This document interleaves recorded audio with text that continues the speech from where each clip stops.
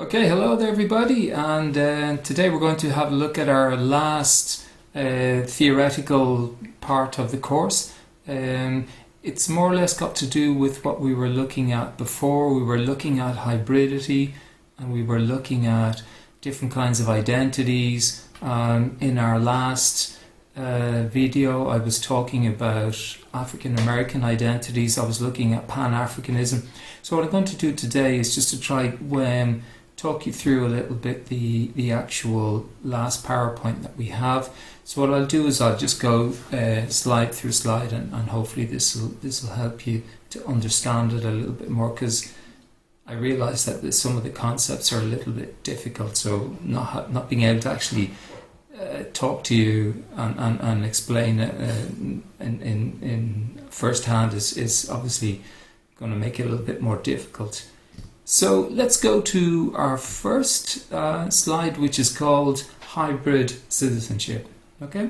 Now, one of the things that when we were talking, if you think back to our very first class, we were talking about nationhood, and then we just deconstructed the idea of nationhood in the sense how nationhood was actually a construct. It wasn't a natural thing. And then from there we went on and we looked at Paul Gilroy's "There Ain't No Black in the Union Jack." And there we saw how somehow these, for example, black British subjects, people of black origin, African or Caribbean, and how they somehow were excluded from the discourses of nationhood. So what hybrid citizenship is trying to say is that it is a kind of a nexus of affiliations. Now, when I use the word affiliation, what I'm talking about is how you somehow have a certain kind of connection with something that isn't from your primary environment. So if you were to take the case of for example, somebody who was born in Britain, but their parents are from the Caribbean, let's say they're Jamaican. So their natural environment is the UK, they're London, whatever part of London they're from, so that's the local. But they also have an affiliation with that other part, which is a part, if you like, of their heritage, which they get from their parents. So hybrid citizenship, what that's trying to say is it's trying to talk about the ways in which you are both a citizen of the, in this case, the UK, or you could be a citizen of the United States of America, or from anywhere on the planet. But because of your hybrid identity, you have an affiliation also with this other place. So a hybrid affiliation and a hybrid citizenship is about that. And what a hybrid citizenship is actually doing is somehow it's trying to reconfigure the way we actually look at citizenship in itself, and to broaden that sort of understanding of citizenship. So even if we think about the first novel that we discussed, Home Fire by Camila Shamsi, well, there were discussions about citizenship, and in that there were the characters were negotiating, if you like, a hybrid citizenship. Some characters had a much more stricter understanding of citizenship, where basically you should deny or not that other part of your identity which didn't form a part of the place you're from, this case Britishness. Well, so and then other characters, if you remember, had a much more complicated relationship with citizenship. So what it does is hybrid citizenship cuts across religion, it cuts across beliefs, ethnic beliefs, and so on and so forth. So let's move on now to the second slide. Well, the second slide more or less is describing what I've been talking about here. I've given you the example of Pan-Africanism. So, Pan-Africanism, something that begins from in the 16th century, which, as I talked about briefly in our last video, through the Middle Passage, the taking of slaves from the African continent to the western Atlantic seaboard in the Americas. So, Pan-Africanism, if you like, is an example of a hybrid culture. Okay, and what it does is it tries to historicize Africanness. So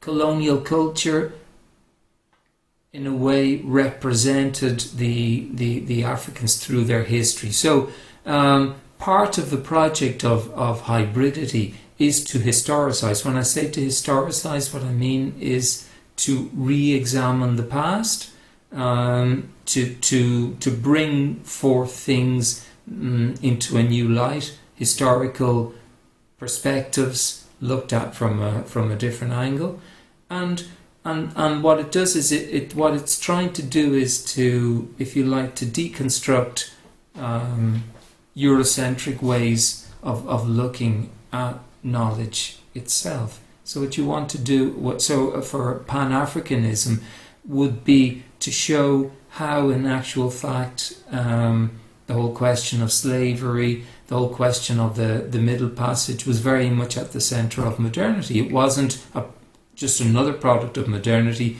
Without that, there was no modernity. So again, this would be another example of a hybrid culture. Okay. Somebody sent me an email the other day and they were asking me, for example, well, what was in-betweenness? And, well, in-betweenness is, again, another form of hybridity, in the sense that you are in between two different kind of cultural expressions or two different ways of thinking. So in-betweenness would be where you have a kind of a dialogue with both cultures, and somehow you're in the middle of that, which sometimes can cause distress, because people become confused or not quite sure exactly which affiliation they should be having, and also certainly there's going to be one culture that's stronger than the other and that has more prestige. Okay. So the next slide has to do with pan-identities. So Pan-Africanism is just one example of that. You can have, for example, Afro-Arab identities. You can have Asian-Pacific identities. So, for example, an Asian-Pacific identity would be, for example, in the Mauritius Islands. That's off the east coast of Africa. So, for example, there you would have a large Asian population who might still have an affiliation with India, but also they have created this new culture, which is Asians in this case in the Pacific, because even though it's off the east coast of Africa, it's considered to be like Pacific Ocean cultures. Of course, you could have like Afro-American cultures. So for example, you would be looking at, for example, how somebody from say Syria or Lebanon, second generation, and how they configure their identity. So these are all known as pan-identities, and they all fit within the frame of hybridity. So, for example, when you want to do your essay, it would be always interesting to look for a specific example of these pan-identities, because this is a global phenomenon. And then you would look at the way in which the person, in whatever it was that you had chosen, if it was a book, if it was a film, if it was comic, it could be music, the way in which the people negotiate these pan-identities, the strategies that they use, and also the creative ways that they come up with so as to express this kind of in-betweenness, this hybridity. Okay, so now I'm going to move on to the strategies. More or less I've talked about those kind of strategies. So the thing about these strategies is that they decouple sometimes the concept of place. So even though if you are an Arab American, for example, so the idea where you would imagine, for example, you are from second generation Libyan. So a cultural strategy would be to perhaps write about the experiences of your family under, for example, the regime of Gaddafi. So these strategies are ways in which you bring your knowledge, both of your autochthonous culture, in this case American, but you bring this other culture, and then somehow you become like a translator, a cultural translator for this other culture, the culture of your parents, and you do that through literature. Okay.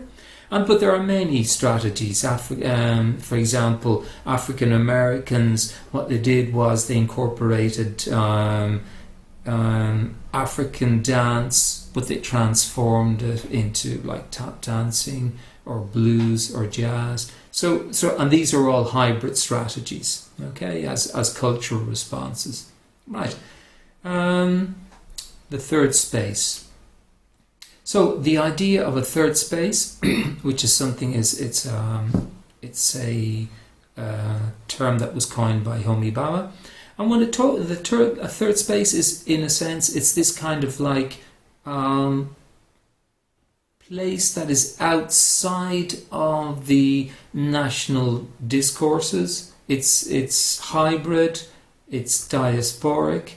And there are many ways in which this third space has been configured. So it's something that goes both above and below the national discourse. It's local, but it's also global.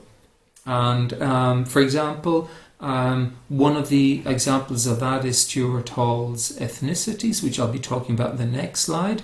We have like Paul Gilroy's syncretism. So when Gilroy talks about syncretism, he talks about those African cultures in the Americas, and how they became over time meshed in with the local cultures to create this new kind of culture. Okay, similar to that is the idea of what they called creolizing practices. Now, Creole, as you know from a linguistic perspective, is where you have the confluence of various languages in a space.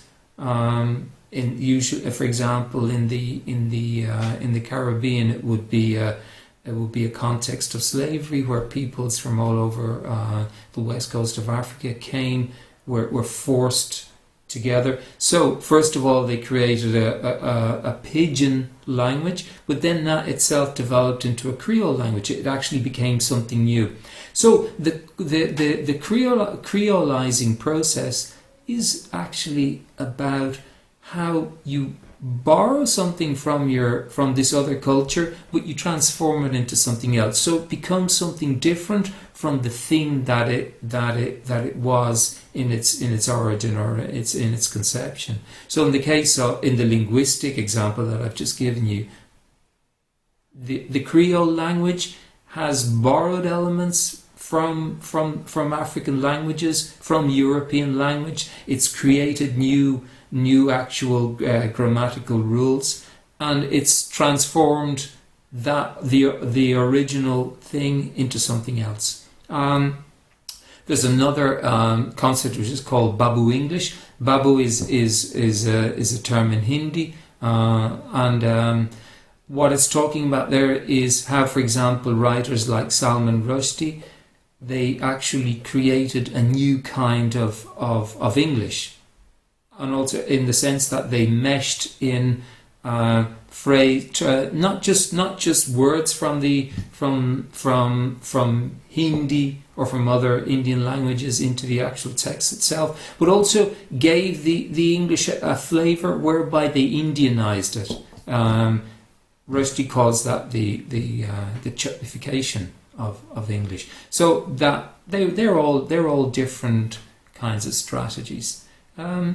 Moving on now to the next slide, the new ethnicities. Just allow me to read out the first part of the slide, which I think explains it very well. It says, new ethnicities, very well. It says, new ethnicities who populate the metropolis can be seen to be reinterpreting, and I think that's the important thing here, reinterpreting their affiliation with non-Western cultures, loosening the tie between culture and place, and condensing time-space coordinates. So what Hall is talking about there is this idea of creating something different, something that is non-essential. Okay, so if you remember in my last presentation I was talking about negritude and how that was a celebration of blackness, of being African, but that was done through a more essential kind of strategy.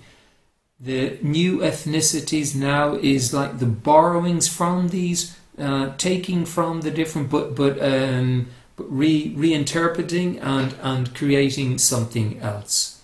Okay, so we've already talked about this, but this is where we see a confluence of post-colonial studies, in this case, or post-colonial or studies on cultural studies, with post-structuralism, in the sense that we have a deconstruction of identity in itself.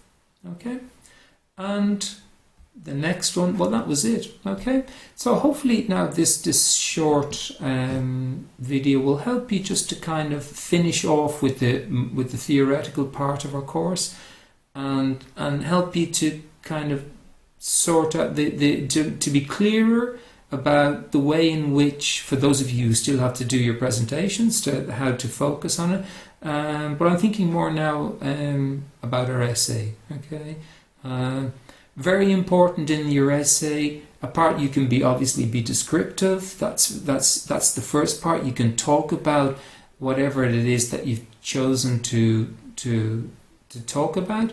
But then you always must look at the specific strategies, ways in which the person, the piece of art, the writing or whatever it is that you've chosen, how the strategies that the artists use to transmit this idea of hybridity, this in-betweenness, this thirdness, the borrowings, and how it's done both on a thematic level, talking about cultural differences, but also on a formal level, how actual hybridity itself transforms the way in which things are written, the things are represented through music or through whatever it is.